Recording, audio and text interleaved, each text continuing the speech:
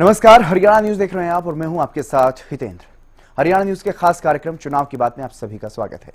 हरियाणा विधानसभा चुनाव का दंगल तैयार है। तमाम दल चुनावी तैयारियों में जुटे हुए हैं। हर दिन कुछ ना कुछ नया देखने को मिल रहा है।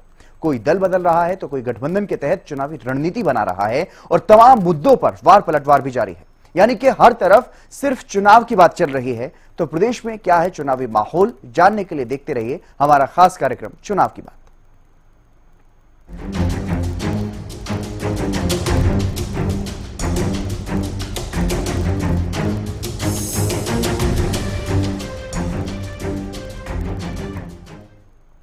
चुनाव की बात में बात करते हैं सबसे पहले सत्ता पक्ष यानी बीजेपी की।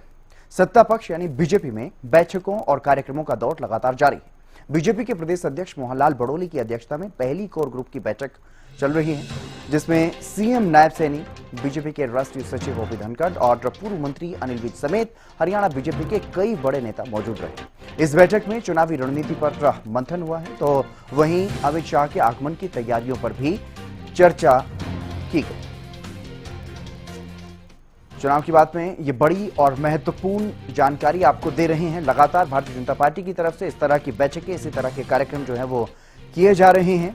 लगातार रणनीति बनाई जा रही है विधानसभा चुनाव को लेकर के, और क्योंकि केंद्रीय गृह मंत्री अमित शाह एक बार फिर से हरियाणा दौरे पर रहने वाले हैं, तो उनके आगमन को लेकर के, उनके कार्यक्रम को लेकर के भी रणनीति बनाई जा रही है, तैयारियां की जा रही हैं किस तरह से उस कार्यक्रम को सफल बनाया जाए और किस तरह से, क्योंकि ओबीसी सम्मेलन होगा महेंद्रगढ़ में, तो उसी को लेकर के रणनीति और तैयारियों पर मंथन भी किया जा रहा है। रवि कालीरमन हमारे साथ जुड़ गए, हमारे विशेष संवाददाता। रवि, क्या कुछ ताजा जानकारी इस बैठक को लेकर?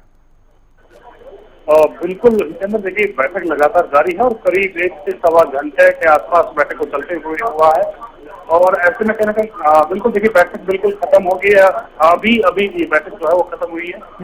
मुख्यमंत्री नायब सिंह सैनी, तमाम जो ग्रुप के जो मेंबर्स थे वो इस बैठक में मौजूद थे और अभी ये बैठक जो है वो खत्म हुई है। तमाम लोगों से बातचीत करने का प्रयास करेंगे कि इस बैठक में क्या कुछ मुद्दे जो थे वो रखे गए हैं। और इस बैठक को लेकर कहीं न कहीं जो 16 तारीख को केंद्रीय गृह मंत्री अमित शाह का हरियाणा दौरा था, उसको लेकर इस बैठक में चर्चा जो है वो की गई है, बातचीत जो है वो की गई है।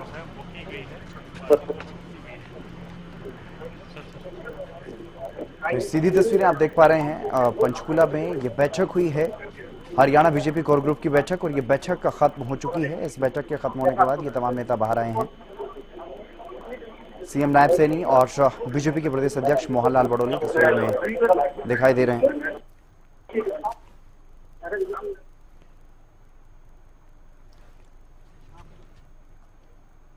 तो ये बैठक खत्म हो चुकी है। हरियाणा बीजेपी कोर ग्रुप की अहम बैठक हुई है पंचकुला में, ये महत्वपूर्ण बैठक हुई और इस बैठक में हरियाणा बीजेपी के कई बड़े नेता जो हैं वो मौजूद रहे और आगामी कार्यक्रमों को लेकर के रणनीति बनाई गई है, रणनीति तैयार की गई है।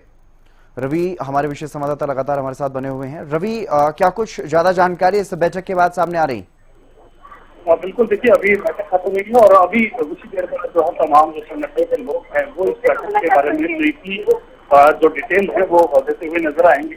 लेकिन जिस प्रकार की बैठक चली है, काफी महत्वपूर्ण फैसले इस बैठक में लिए गए हैं। केंद्रीय गृह मंत्री अमित शाह का जो दौरा है महेंद्रगढ़ का, उस दौरे को लेकर कहीं न कहीं इस बैठक में बातचीत की गई, चर्चा की गई। इसके साथ साथ मौजूदा समय के बाद जो कुछ 2 से 2.5 महीने के बाद जो विधानसभा चुनाव होने हैं, तो उसको लेकर भी इस बैठक में एक प्रकार से विधानसभा चुनाव में जाया जाए कि इस प्रकार के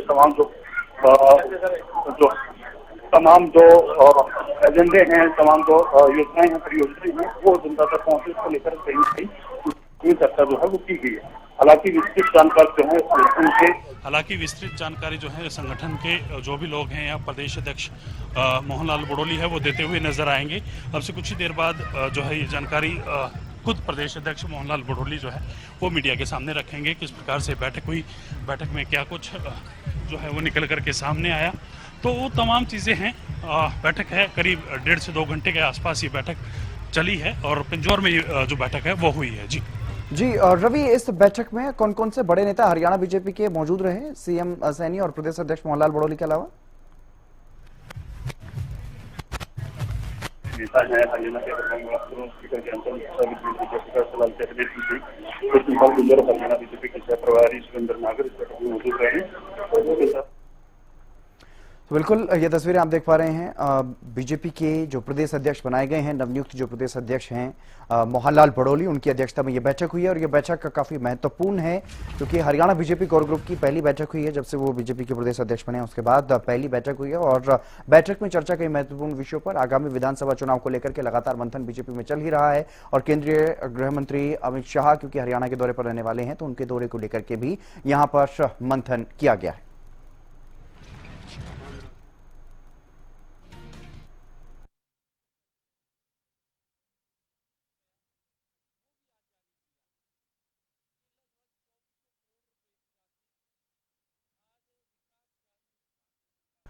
तो सीएम सैनी समेत बीजेपी के कई नेता इस बैठक में मौजूद रहे, कई बड़े नेता हरियाणा बीजेपी के इस बैठक में मौजूद रहे और बीजेपी के प्रदेश अध्यक्ष मोहनलाल बड़ोली ने इस बैठक की अध्यक्षता की है।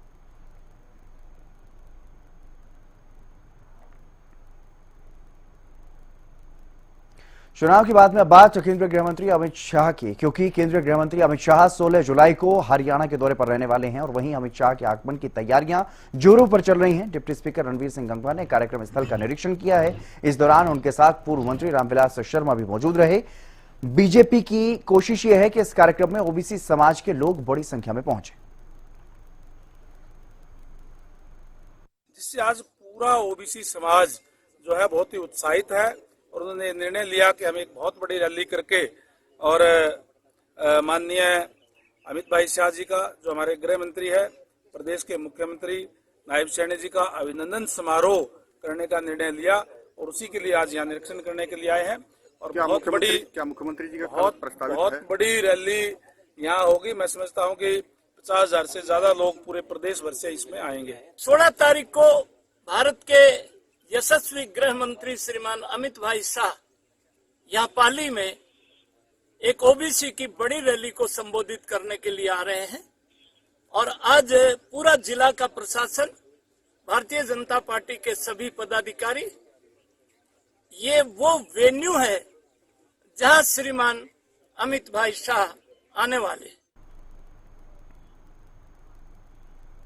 चुनाव के बाद में बात करते हैं अमित शाह के दौरे के सियासी असर और ओबीसी वर्ग की, क्योंकि ओबीसी वर्ग के वोटर प्रदेश में सबसे अधिक हैं और इन्हीं वोटर्स पर विशेष फोकस भारतीय जनता पार्टी की तरफ से किया जा रहा है। बीजेपी हरियाणा की सत्ता में लगातार तीसरी बार आने के लिए पूरा जोर लगा रही है, फिर चाहे बात सीएम के दिल्ली दौरों की हो या फिर सरकार की तरफ से लिए जा रहे फैसलों की। और इसी कड़ी में अब एक बार फिर से केंद्रीय गृह मंत्री अमित शाह हरियाणा के ओबीसी वोटर्स को साधने के लिए 16 जुलाई को हरियाणा के दौरे पर रहने वाले हैं। कितना खास होगा अमित शाह का दौरा और क्या कुछ इसका असर रहने वाला है, इस रिपोर्ट में आप समझिए।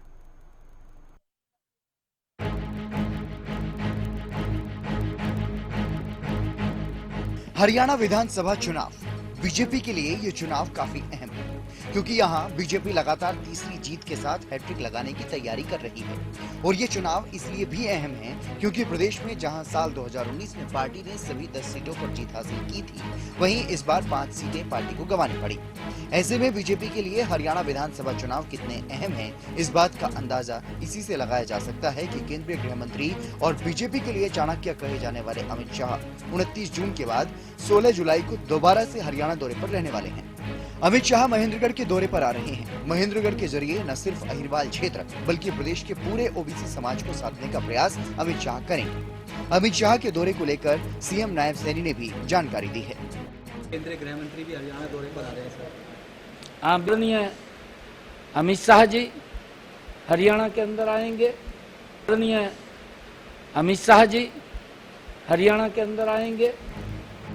अमित शाह का दौरा हरियाणा में कितना खास रहने वाला है, इसके बारे में आपको बता देते हैं। प्रदेश के सबसे बड़े वर्ग ओबीसी वर्ग को साधने का प्रयास अमित शाह करेंगे। अहिरवाल क्षेत्र में अमित शाह का कार्यक्रम है, तो ऐसे में पूरे अहिरवाल क्षेत्र को भी साधने की कोशिश रहेगी। नेताओं और कार्यकर्ताओं में जोश भरने का काम करेंगे। कार्यकर्ताओं को जीत का मंत्र देंगे।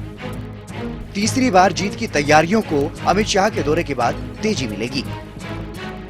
चुनाव नजदीक हैं, ऐसे में बीजेपी लोकसभा चुनाव में पार्टी को हुए नुकसान की भरपाई के लिए पूरा जोर लगा रही है। इसके लिए केंद्रीय नेताओं के दौरे भी तेजी से हो रहे हैं। और साथ ही प्रदेश के बड़े वर्ग ओबीसी को लुभाने का प्रयास भी लगातार किया जा रहा है। सीएम नायब सैनी भी ओबीसी के सम्मान की बात कहकर इस बात के संकेत दे चुके हैं कि बीजेपी इस बार हरियाणा में ओबीसी वर्ग पर विशेष फोकस कर रही है। और एक बार फिर से केंद्रीय गृह मंत्री भी हरियाणा दौरे पर आ रहे हैं सर। हाँ बिल्कुल, हमने ये निर्णय लिया था क्योंकि लोगों की मांग थी कि जो ओबीसी समाज है, आदरणीय प्रधानमंत्री जी ने सबसे बड़ा सम्मान जो ओबीसी को दिया है, क्योंकि कांग्रेस ने उसके ऊपर लगातार राजनीति की है। कांग्रेस ने ओबीसी समाज को अधिकार देने के लिए उनका शोषण किया है। कांग्रेस ने ओबीसी समाज का वोट लेकर के उनको कोई सुविधा नहीं दी है और उल्टा उन्होंने उसका विरोध किया है कि ओबीसी समाज को एक वोट बैंक समझ करके उसका इस्तेमाल कांग्रेस पार्टी ने लंबे समय तक किया है। मोदी जी ने आकर के ओबीसी आयोग बनाया, हमने ये निर्णय लिया और कि ओबीसी समाज के जो उनकी इनकम की विषय था कि 6 लाख रुपए उसको 8 लाख रुपए करने का, और जो ओबीसी का बैकलॉग है उसको भी भरने का काम तो हम करेंगे, ताकि ओबीसी को जो आदरणीय प्रधानमंत्री जी की सोच है उसको हम आगे बढ़ा सके और उनको लाभ पहुंचा सके। इतना ही नहीं, इससे पहले सीएम फेस ओबीसी वर्ग से सीएम नायब सैनी को बनाया जा चुका है, तो वहीं सैनी सरकार की तरफ से भी ओबीसी वर्ग के लिए कई बड़े ऐलान किए जा चुके हैं, जिनमें सरकारी नौकरी में 15% से बढ़ाकर के 27% आरक्षण किया गया है। ग्रुप ए और ग्रुप बी की नौकरी में 27% आरक्षण कर दिया गया है। क्रीमी लेयर की आय सीमा 6 लाख से बढ़ाकर 8 लाख कर दी गई है। प्रायोरिटी पर ओबीसी ए और बी के बैकलॉग भरे जाएंगे, ये वादा भी सीएम सैनी कर चुके हैं। ओबीसी वर्ग के युवाओं को रोजगार सहज ढंग से मिले, इसके लिए एचकेआरएन में भी नियुक्ति के लिए 27% आरक्षण का फैसला सरकार की तरफ से लिया जा चुका है। बीजेपी नेताओं को मालूम है कि इस बार विधानसभा चुनाव कितना अहम है। जहां प्रदेश की सियासत में चर्चाएं हैं कि इस बार का सीधा मुकाबला बीजेपी और कांग्रेस में देखने को मिलेगा, तो वहीं सामाजिक समीकरणों की भी चुनावी जीत में महत्वपूर्ण भूमिका होती है। इसलिए बीजेपी की तरफ से हर दांव सोच समझकर चला जा रहा है। चाहे ओबीसी फेस पर चुनाव लड़ने की बात हो या 8% वोट बैंक वाले ब्राह्मण समाज के प्रदेश अध्यक्ष की नियुक्ति हो, हर तरह से समीकरण साधने का प्रयास भारतीय जनता पार्टी कर रही है। Bureau report, Haryana news. और जिन सामाजिक समीकरणों को साधने की बात चुनाव की बात में की जा रही है, उसी में से एक कार्यक्रम सीएम का बेहद महत्वपूर्ण रहा है। सीएम नायब सैनी का फोकस ग्रामीण क्षेत्रों पर है। सरपंचों को साधने का प्रयास लगातार किया जा रहा है। महज 10 दिन में दूसरी बार सरपंचों का सम्मेलन आयोजित किया गया और इस सम्मेलन में भी सीएम की तरफ से कई बड़ी घोषणाएं एक बार फिर से सरपंचों के लिए की गई हैं। यानी कि चुनाव के मौसम में बीजेपी किसी भी तरह का रिस्क नहीं लेना चाहती। जो सरपंच अब तक सरकार से नाराज बताए जा रहे थे, उन्हें भी लुभाने का हर संभव प्रयास सीएम सैनी की तरफ से किया जा रहा है। देखिए, मैंने हरियाणा प्रदेश के जो विकास के लिए अलग अलग 900 करोड़ रुपया गांव के विकास के लिए, 900 करोड़ रुपया शहरी विकास के लिए और 113 करोड़ रुपया जो SC/BC की चौपालें हैं उनके लिए जारी किया है और राज्य वित्त आयोग से 429 करोड़ रुपया वो भी आज जारी किया है। ये लगभग 2400 करोड़ रुपए की राशि आज विकास कार्यों के लिए जारी की है। हमारी सोच है कि गांव का विकास हमारा सरपंच गति से करे और जो भी वहाँ की समस्याएं हैं या लोग जो मांग करते हैं उनको प्राथमिकता के आधार के ऊपर पूरा करे। आज एक बड़ी रकम विकास कार्यों के लिए जारी की है। ये गांव के लोगों को इसका बड़ा लाभ मिलेगा, चाहे फिरनी बननी है या कोई गली बननी है या कम्युनिटी सेंटर बनना है कहीं पर या चौपालों को रेनोवेट करना है, उनकी रिपेयर का है। ये इसके लिए हमने आज बड़ा पैसा जारी किया है और इसका लाभ हरियाणा प्रदेश के गांव के लोगों को और शहर के अंदर भी मिलेगा। देखिए, सरपंच ये चाह रहे थे कि हमने 1.5 गुना उनके जो मानदेय है उसके अंदर बढ़ोतरी की है। होता है, सरपंचों को लगाव भी है सरपंचों का बड़ा कि और ज्यादा हमारा मानदेय बढ़े, परंतु हम बिना भेदभाव के ये कार्य कर रहे हैं। हरियाणा प्रदेश के अंदर हमारी सरकार मजबूती से लोगों की अपेक्षाओं के ऊपर काम कर रही है। देखिए, मैंने हरियाणा प्रदेश के चुनाव की बाद में बात करते हैं मुख्य विपक्षी दल कांग्रेस की। कांग्रेस के पास भले ही अभी तक संगठन नहीं है, लेकिन बिना संगठन के भी लोकसभा चुनाव में 5 सीटों पर जीत से कांग्रेस नेता काफी उत्साहित हैं और इसलिए अब एक अभियान के जरिए कांग्रेस ने चुनावी हुंकार भर ली है और विधानसभा चुनाव में जीत का दावा भी किया जा रहा है। हालांकि कांग्रेस के इस अभियान पर सीएम सैनी और बीजेपी के प्रदेश अध्यक्ष मोहनलाल बड़ौली ने तंज भी कसा है। एक रिपोर्ट आप देखिए। हरियाणा में कांग्रेस पूरी तरह से चुनावी मोड में है। भले ही प्रदेश में कांग्रेस का संगठन नहीं, गुटबाजी से भी पार्टी लगातार जूझ रही हो, लेकिन इसके बावजूद लोकसभा चुनाव में 5 सीटों पर मिली जीत से कांग्रेस के नेता उत्साहित हैं और प्रदेश में जीत का दावा कर रहे हैं। अब कांग्रेस ने हरियाणा मांगे हिसाब नाम से नया अभियान शुरू किया है। इस मौके पर भले ही चौधरी वीरेंद्र सिंह प्रेस कॉन्फ्रेंस के दौरान नजर आए, लेकिन हरियाणा कांग्रेस के 2 बड़े नेता कुमारी सैलजा और रणदीप सुरजेवाला नजर नहीं आए। यानी चाहे अनचाहे हरियाणा कांग्रेस की गुटबाजी एक बार फिर देखने को मिली।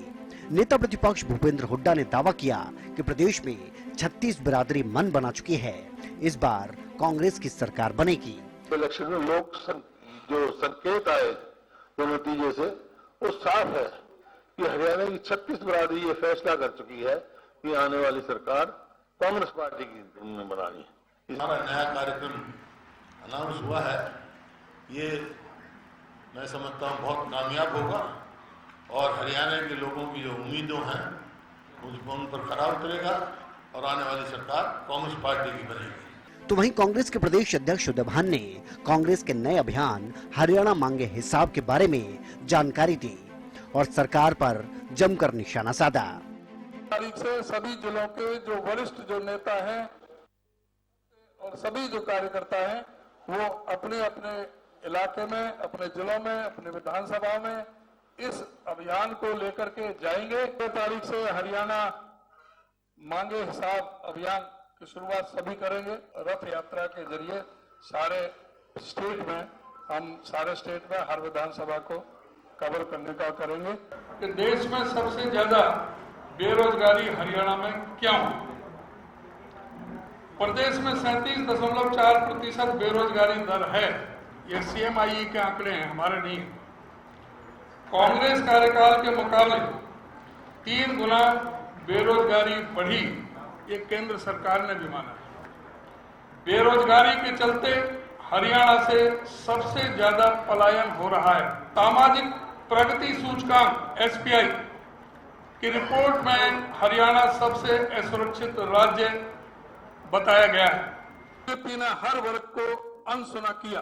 कांग्रेस की तरफ से विधानसभा चुनाव के लिए जो मुख्य मुद्दे चुने गए हैं उन पर भी एक नजर डालते हैं। इनमें बेरोजगारी, कानून व्यवस्था, नशा, महंगाई, स्वास्थ्य, शिक्षा, सरकारी पोर्टल, भ्रष्टाचार, अग्निपथ और HKRN, इंफ्रास्ट्रक्चर, किसान, दलित और पिछड़ा वर्ग, ये प्रमुख मुद्दे हैं। इन्हीं सियासी बाड़ों के आधार पर कांग्रेस ने बीजेपी के खिलाफ हुंकार भरी है। कांग्रेस की तरफ से एक अभियान हरियाणा मांगे हिसाब का आगाज किया गया है।